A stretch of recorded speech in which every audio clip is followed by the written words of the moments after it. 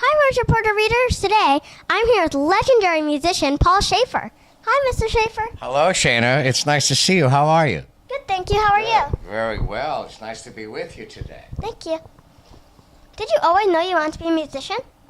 You know, I always loved music, but I never thought it was realistic for a kid from northern Canada to want to be in music. It wasn't until I went to college that I started to realize I better at least give it a try because I don't think I'd be happy doing anything else. And luckily things worked out because I don't think I could have done anything else. Well, you always got to give it a try, even if it doesn't work out. That's right, and things seemed to work out for me. I made a deal with my mom and dad. I said, let me try for a year and see what happens. And if I'm starving after a year, I'll go back to school. Well, just before the year ended, I got a wonderful job conducting a show called Godspell, which was a rock musical back in the 70s. And all of a sudden, I had a regular job, and I haven't stopped working since. Great. Thank you. What's the most valuable life lesson you've learned throughout your career? Now, you have to repeat that. What's the most valuable life lesson you learned through your career? What's the most valuable lesson that I have ever learned? Yes. Well, I think that you have to respect people. When I work with performers, I always show them respect. I always try to be up on their music. I always know that whatever they say is right. I'm just a piano player, so I think that's a good lesson to learn, especially for somebody like me who has to accompany a lot of different singers. Yes. Be very respectful. Mm-hmm. Yes. Yes, indeed. Now, tell me, you have a beautiful pearl. Is it called a tiara? What are you wearing on your head? Headband? It's a beautiful headband. I think it makes you look just beautiful. Thank you. And you've performed with so many iconic musicians. Do you ever get starstruck? Sure, I absolutely got starstruck. I think the first time I was really starstruck was when I worked with Cher. And that was years ago, back in the 70s. But when she came into the room to rehearse, I said, wow, that's a star. And it's happened, a number of times since then. David Bowie was another one that really struck me. And I got nervous around him. But you just have to try to shut it out and keep on going. I wonder if they were starstruck by you. They probably were. Mm-hmm. Well, it would probably work. Yeah. Anyway, what else do you have to ask me? I know you recently reunited with the world's most dangerous band. Can you tell me about the tour you're going on with them? Well, this is the band that I had on the David Letterman show night after night for 22 years.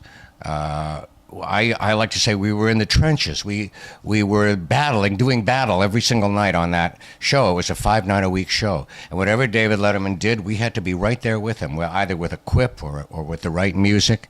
And then when the show ended, we all went our separate ways. But when I got a chance to make a CD, I called everybody up and said, you want to get back together? And we had a great time.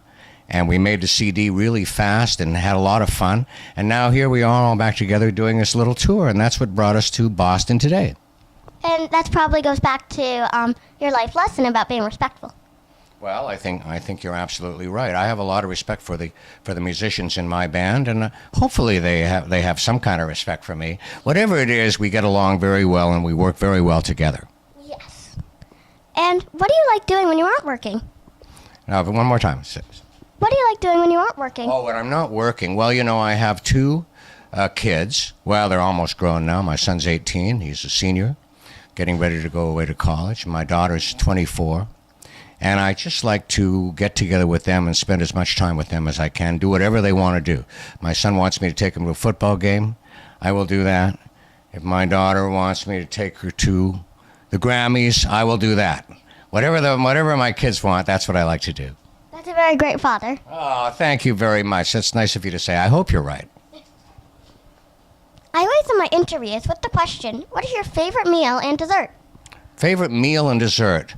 Well, I love my wife's spaghetti. Yeah. And I love all kinds of dessert, but I can't eat it. I have to stay, in shape. And dessert, it goes right to the stomach. So I try not to. I try to resist having dessert, but I do love a bowl of fresh cherries whenever I can get it, and I usually eat the whole bowl at once. Cherries. Sounds very delicious. I love cherries and sometimes a little ice cream, and then don't get me started. I'll put maybe whipped cream on it and a few sprinkles, and before you know it, I've gained 20 pounds. Thank you so much for your time. I really enjoyed getting to know you. I am very pleased to know you, and you're a terrific interviewer and a wonderful host, and you've asked a lot of insightful questions. And you can see, well, I'll tell you one thing, you can tell how deaf I am. My whole life I've been playing loud rock and roll music, and I never protected my hearing.